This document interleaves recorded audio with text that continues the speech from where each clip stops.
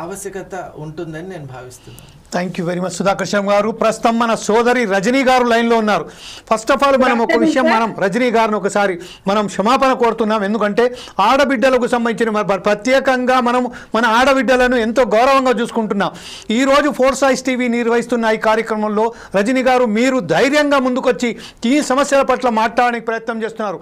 అనేక మార్గాలు, అనేక రాజకీయ పార్టీలు తనదైన ధోరణిలో ఆడబిడ్డలకు ఫలా చేస్తామని కేవలం పగడబాలు పలుకుతున్నారు. కానీ ఆర్టీసీ కార్మికులకు సంబంధించిన మహిళల పట్ల ఈరోజు ఎంత దుర్భరమైన పరిస్థితులలో వాళ్ళు ఎదుర్కొంటున్నారో ఈ సమస్యలపై మీతోటి మాట్లాడే ముందు మీకు మనస్ఫూర్తిగా క్షమాపణ కోరుతూ ఈరోజు మీ ఆవేదనలు ఒకసారి మా ముందుకు, ప్రజల ముందుకు తీసుకురావాలని కోరుతున్నాను. ఫోర్స్ ఐస్ టీవీ మీ దగ్గరగా అభ్యర్థిస్తుంది.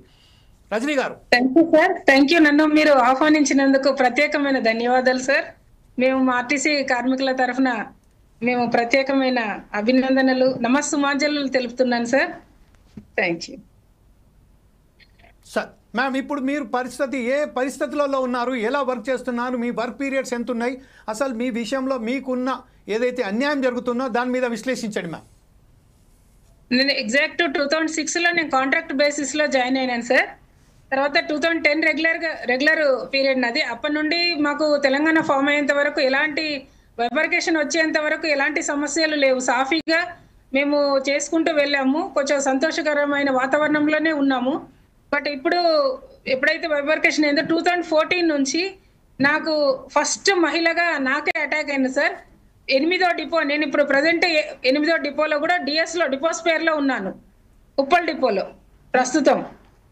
విపరీతమైన హెరాస్మెంట్స్కి గురైనాను సార్. ఒక మహిళని చూడకుండా కూడా బ్యాక్ సైడ్ విపరీతమైన నాకు తెలియకుండానే నాకు అసలు ఏ రోజు ఏ క్షణం ఏమవుతుందో కూడా, ఈ రోజు డ్యూటీ చేసుకొని వెళ్ళంటే నెక్స్ట్ డే ఏమవుతుందో కూడా తెలియని పరిస్థితికి నేను చాలా నిరంకుశత్వానికి గురయ్యాను సార్. నాలో నేను అసలు మానసికంగా కానీ శారీరకంగా ఆర్థికంగా చాలా ఇబ్బందులకు గురయ్యాను.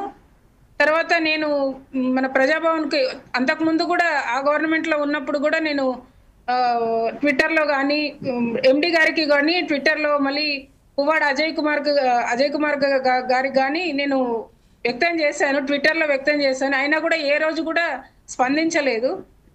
తర్వాత ఇప్పుడు ప్రజాభవన్కి నేను ఫస్ట్ అక్కడ సమస్య చెప్పుకుందాను, ఆ విధంగా నేను మీడియాకి వెళ్ళాను సార్. అక్కడ మా సోదరులందరూ కలిశారు. మన దుగ్గు రాజేందర్ గారు, వాళ్ళంతా సస్పెన్షన్ రిమూవ్ అయిన వాళ్ళు. అసలు నేను ఒక్కదాన్నే నేను అనుకున్నాను. బట్ అక్కడ చూసిన వాతావరణాన్ని బట్టి అసలు ఎందరిని గురి చేశారో, అసలు ఎంత మందిని బలి చేశారో, చాలా దారుణమైన పరిస్థితి నేను అక్కడ చూస్తే కానీ నాకు అర్థం అవ్వలేదు సార్. ఎవ్రీడే మేము సమస్యలకు ఎవ్రీ 1 సెకండ్, ఎవ్రీడే కాదు ఎవ్రీ సెకండ్ కూడా మేము ఇబ్బందులకు గురవుతూనే ఉన్నాము. ఇది అసలు ఆర్టీసీలో అసలు ఎప్పుడు ఏ క్షణము ఈ సమస్యలకు స్వస్తి పలుకుతుందో అర్థం కావట్లేదు. ఇప్పుడు 3 days బ్యాక్ కూడా డిబేట్లో వాళ్ళంతా పాల్గొన్నారు. ఈ 2-3 daysలో కూడా మానసికంగా వాళ్ళని ఏదో ఒక రకంగా మొబైల్లో ఉంటున్నారని, కండక్టర్ మొబైల్లో మాట్లాడుతున్నారని, ఏ రోజు వీళ్ళని ఏ కోశానికి గురి చేస్తే బాగుంటది అనే ఒక కాన్సెప్ట్ వాళ్ళు రోజు డ్యూటీకి రావడం అదే పనిగా పెట్టుకున్నారు. మమ్మల్ని టార్చర్ చేసే ఇదిగానే కాన్సెప్ట్తో ఉన్నారు సార్. ఈ 3 days నుంచి కూడా నేను గమనిస్తున్నాను. ఇదే విషయంపై రజనీ గారు ప్రస్తుతం ఏదైతే ఉన్నదో మీరు చెప్పారు, 2006లో మీరు నియామకమైన తర్వాత ఉమ్మడి రాష్ట్రంగా ఉన్నప్పుడు గారు చాలా మంచిగా ఉండే, తర్వాత అయిపోయిన అస్తిత్వాన్ని తీసుకొచ్చున్నాం. ఈరోజు తెలంగాణ ఎయిడ్స్గా మేము గర్వపడుతున్నాం, మన తెలంగాణ మనం సాధించామని. కాకపోతే ఈరోజు తెలంగాణ వచ్చిన తర్వాత కూడా ఒక్కసారిగా పని ఒత్తిడి పెరిగింది. అలాగే మీ మీద ఒకసారి వాళ్ళు ఏదైతే దాడి చేస్తున్నారో, పని ఒత్తిడి పెరిగి వారి మీద ఏదైతే చేస్తున్నారో ఈ విషయంపై మీరు ఎలా ఫస్ట్ ఆఫ్ ఆల్ మీ ఉద్యోగం అక్కడ ఎన్ని గంటల వరకు మీరు కొనసాగిస్తున్నారు, ఎలా మీరు ఒత్తిడి తీసుకొస్తున్నారు, మీరు ఒక కలెక్షన్ విషయంలోనా లేకపోతే ఇంకా గంటల విషయంలోనా, అంటే వర్కింగ్ అవర్స్ విషయంలోనా? వర్కింగ్ అవర్స్ అదనంగా వర్కింగ్ అవర్స్ సార్. మళ్ళీ పని ప్రతి ఒక్క దగ్గర షాడిజం, ప్రతి ఒక్క విషయంలో షాడిజమే సార్. డ్యూటీలో జాయిన్ అయిన ఫస్ట్ ఆఫ్ ఆల్ మాకు ఇంట్లో అంటే కండక్టర్గా మాకు వీళ్ళు టీం తీసుకొని అక్కడ మా సమస్యలు మాకు, డ్రైవర్గా వాళ్ళకు చెక్ చేయడం కానీ, సెక్యూరిటీ దగ్గర చెక్ చేయడం, డ్రింక్ చేసి వచ్చారా అని చెప్పేసి అక్కడ చెక్ చేస్తే, లైన్ మీద టీటీఎల్ కానీ మళ్ళీ పాయింట్లోకి వెళ్తే అక్కడ ఒక రకంగా ఐఎస్ఆర్ విషయం ప్రతి ఒక్క విధం మళ్ళీ డిపోకి వచ్చి క్యాష్ కట్టే విషయంలో క్యాష్ తక్కువ తీసుకొచ్చారని ఇప్పుడు ప్రజెంట్ మాత్రం లాస్ట్ 10 years లో అప్పుడు సఫర్ అయ్యాము. సరే కొంచెం సిచ్యువేషన్ గవర్నమెంట్ చేంజ్ అయింది కదా, కొంచెం మాకు ఒక ఫ్రీ అవుతుంది, మాకు మెంటల్లీ కొంచెం ప్రశాంతత ఇదైతుంది అనే మూమెంట్ లో ఇప్పుడు 1.5 year అవుతుంది. ఏ మాత్రం మార్పు రాలేదు సార్. అదే విధమైన షాడిజం సార్, సైకోలు షాడిజం, ఎంత షాడిజం అంటే భరించలేని ఇబ్బంది సార్. క్షణం నరకం అనుభవిస్తున్నాం మేము.